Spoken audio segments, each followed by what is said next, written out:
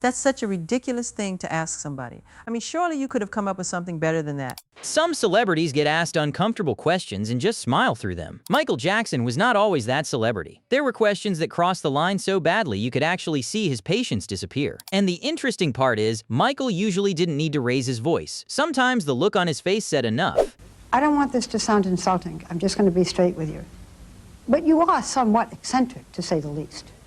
The way you dress, the way you look, it invites attention. The whole appearance, you don't think that calls the paparazzi to you? No. No? No. Maybe I like to live that way. I like to dress that way. I don't want paparazzi, really. But if they come, be kind. Write the right kind thing to write. Michael, is it the journalist's role or the press's role to be kind? To be kind? You had to come in, or you felt you had to come in through the kitchen. I've been doing it for years. Many lobbies I've never seen. I've been living in that kind of life all my life. The tabloid press. I've been running for my life like that, hiding, getting away. You can't go that way because they're over there. And well, let's go this way. Pretend we're going that way and we'll go that way. Somebody say, hold on, stop. This person deserves their privacy. You are not allowed to go there. I go around the world dealing with running and hiding. I can't take a walk in the park. I can't go to the store. I have to hide in a room. You feel like you're in prison. And that wasn't even the kind of question that would make most people walk out of an interview. Michael had dealt with years of people commenting on his appearance, his clothes, and basically anything else they could find. Interviewers weren't just curious about Michael Jackson anymore. They wanted access to the person behind the celebrity, even when the question clearly wasn't their business. And then somebody decided to go even further. I'm going to ask you this, and it's embarrassing for me to ask you this, but I'm going to ask you anyway. Are you a virgin? How could you ask me that question? I just want to know. I want to know. I'm a gentleman. You're a gentleman. I'm a gentleman. So I'm a gentleman. So, okay, I would interpret that to mean that means that you believe that a lady is a lady, and therefore... That's something that's private. I mean, shouldn't be spoken about openly. To me, that's very personal. So you're not going to answer it? I'm embarrassed. For someone who spent most of his adult life being questioned about his private life, this was exactly the kind of question Michael hated being cornered with. But the questions weren't stopping at relationships or intimacy. They were starting to get into the way he lived his life. Do you know any other man your age, a 45-year-old man who shares his bedroom with children? Of course. Not for sex. No, that's wrong. Well, let me say, from my perspective, my experience, I don't know any 45-year-old men who are not relatives of the children who share their bedroom with other children. Well, what's wrong with sharing your bed? I didn't say I slept in the bed. Even if I did sleep in the bed, it's okay. I am not going to do anything to a child. It's not where my heart is. I would slit my wrist first. I would never do anything like that. That's not Michael Jackson, I'm sorry. That's someone else. That question hits differently because it wasn't really asking Michael for information. It was putting him on trial, and Michael had spent decades dealing with people making assumptions about him based on things they didn't understand. That became especially obvious when interviewers started asking him questions that were even more personal. Did you ever engage, fondle, have sexual contact with this child or any other child? Never, ever. I could never harm a child or anyone. It's not in my heart. It's not who I am. And it's not what I'm not even interested in that. So but are they wonders. over? Are you going to watch out for it now? Watch out for just what? for the sake of the children and for No, everything because you've been through? it's all moral and it's all pure. I don't even think that way. It's not what's in my heart. So you'll I would do it never, again? Ever. Do what again? I mean, you'll have a child Of sleeping course. over. They want. Yes. It's on the level of purity and love and just innocence, complete innocence. If you're talking about sex, and that's a nut. That's not me. Go to the guy down the street because it's not Michael Jackson. It's not what I'm interested in. At some point, you can almost feel Michael realizing that the interview isn't really an interview anymore. It's an interrogation. And once the conversation got there, he wasn't interested in playing along just to make the interviewer comfortable. How about the police photographs, though? How was there enough information from this boy about those kinds of things The police photographs have police that they photographs. took of me. Yes. There was nothing that matched me to those charges. There was nothing. There was nothing that concurred. That's why I'm Nothing? sitting here There was talking to you nothing. today. There was not one iota of information that was found that could connect me. So when we've to heard these that there was charges. a There were marking nothing. of some kind, No marking. What made these interviews so strange was that Michael could be incredibly open right up until someone crossed a line. Then suddenly the conversation wasn't moving wherever the interviewer wanted it to go. And there was one subject people simply could not stop asking him about. Why are you wearing a silk mask in your latest appearances?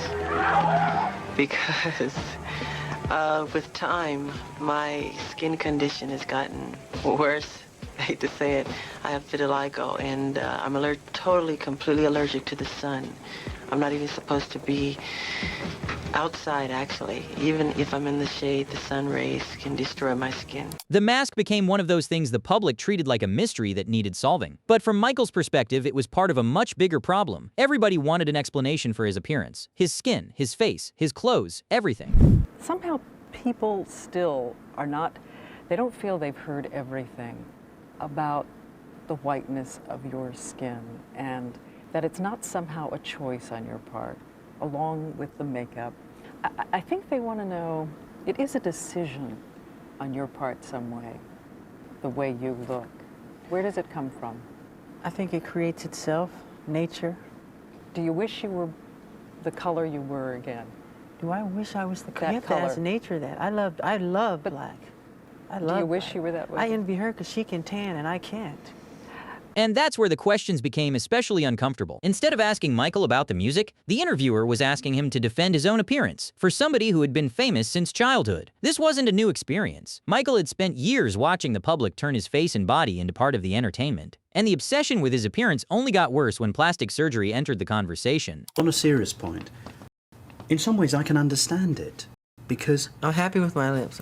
no, forget the lips, but specifically, but And everybody in Hollywood get plastic surgery. Plastic surgery wasn't invented for Michael Jackson. By now, the questions had moved far beyond curiosity. People wanted to know exactly what Michael had done, how much he'd changed, and why he looked the way he did. So eventually somebody just asked him outright. How much plastic surgery have you had? Very, very little. Mm-hmm. You can count them on 2 fingers. I mean, let's say this. If you want to know about those things, all the nosy people in the world, But read once my we book. say it, we don't have to say it anymore. Read my Michael. book, Moonwalker. It's in my book. Uh-huh. You know, let's just put it this way. If all the people in Hollywood who have had plastic surgery, if they went on vacation, there wouldn't be a person left in town. You don't want to tell me what it is? You had your nose done, obviously. Yeah, but so did a lot of people that I know. Yeah. And so when you hear all these things about you, and there have been more than we But are I've even never had discuss- my cheekbones done, never had my eyes done, never had all that, my lips done and all this stuff. They just go too far. I mean, And so when you look in the mirror now and the image that looks back at you, are there days when you say, well, I kind of like this, or I like my hair No, today, or I'm never I think pleased I'm with pretty myself. cute today? I'm pretty cute today. No, I try not to look in the mirror. I really do, because I'm never happy with what I see. So I go on with my work and get it done. The irony is that there was a much more personal story behind Michael's relationship with his appearance. For long before he became the Michael Jackson everyone recognized, he was just a kid who hated looking in the mirror. And he had his own reasons for feeling that way. And I had pimples so badly, and it made me so shy. I used to not look at myself. I'd wash my face in the dark. I wouldn't want to look in the mirror. Really? And my father teased me, and I just hated it. I cried every day because of it. Your father would tease you about your Yes, pimples? he would tell me I'm ugly. Your father would say Yes, that? he would. Sorry, Joseph. Yeah. What's your relationship like with him? I love my father, but I don't know him. Are you angry with him for doing that? I think that's pretty cruel, actually. Am I angry with him? Because adolescence is hard enough without It's a very parent telling you that difficult. you're ugly. Yes, very difficult. Am I angry with him? Sometimes I do get angry, yes.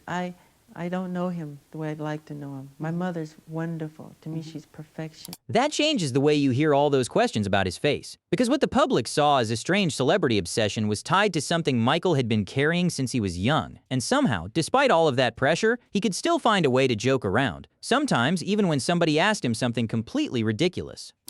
would he only use a belt?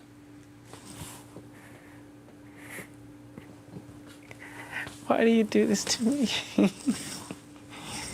No, more than a belt. That's the other side of Michael people sometimes miss. He could be incredibly sensitive about certain subjects, but he also had a sense of humor about the absurdity of being Michael Jackson. Because being one of the most recognizable people on Earth meant there was almost no such thing as a normal day. Thousands of friends chanting, you're out in the street, using sleeping bags, and they're chanting how much they love you and everything, and you can't get out, you feel trapped inside, and you just cry, you feel lonely, you know? And there's all that love out there, but still you really do feel trapped and lonely, that you can't get out. And if you go to a bookstore, if you go out, if you go to a club, which I don't like clubs, you know, every book you buy, they want to know, why are you buying this? Why is Michael Jackson buying this? Why is he reading this? Or you go to the club, as soon as you go in there, every song is my song, as if I want to hear my music. And everybody starts chanting for me to dance. So it becomes a show all over again. So you can't go anywhere. So wherever you go, you know. This is the part that's easy to forget when watching old interviews. Michael wasn't just famous, he was dealing with a level of attention most people couldn't even imagine. Going somewhere in public could turn into a crowd within minutes, and ordinary things could become impossible. Even a simple interaction with another person could suddenly feel like an event. What? Yes? Yes? What'd you say? I love you. Love you. That's a nice shot. With the Kremlin, with that bill. Oh, look, she's got something for you. Some toilet paper to buy. Take? Give it to. Get it. Michael, Mark. I love you, Hi, Michael. I love you too. Mike. Michael. I love you, Michael. Love you too. I can't believe Michael. And after everything, the questions, the scrutiny, the cameras, the people constantly trying to get closer, there was still this completely different side of Michael. The side that could laugh at something stupid, get caught off guard, and just enjoy. Barry, could you please join us up here right now? You don't want to say anything? Michael. Oh, Barry. Michael. Barry. The other Barry. That's you, Barry. You and Tito were stars. Michael was a little shaky.